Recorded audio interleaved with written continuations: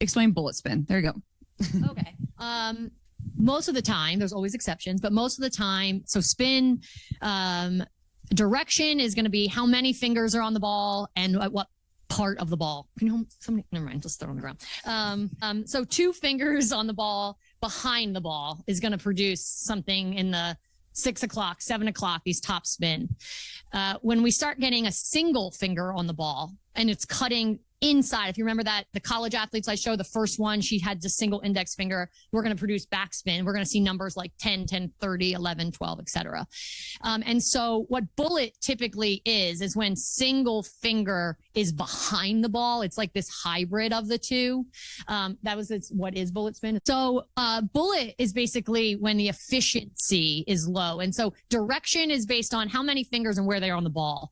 And then efficiency, or like gyro degree, you can think about it as like drag.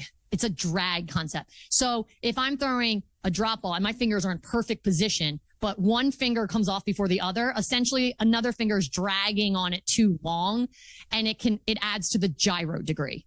For backspin, oftentimes, even if the single finger is cutting the inside, but the thumb is staying on top of the ball, like you're staying linear through the pitch too much, that thumb is dragging too long. And so therefore it becomes more bullet. Now, what I will say is bullet gets a bad rep out there, man. So bullet spin is actually incredibly effective, especially what we're seeing is when bullet spin is at high spin rates, not always just at high velos, but also obviously if you can add velo to that. So bullet is not bad. However, if you're like looking at a pitcher she's a drop ball pitcher, and you want to say your best drop balls are -7 and her spin efficiency is at X when she does that.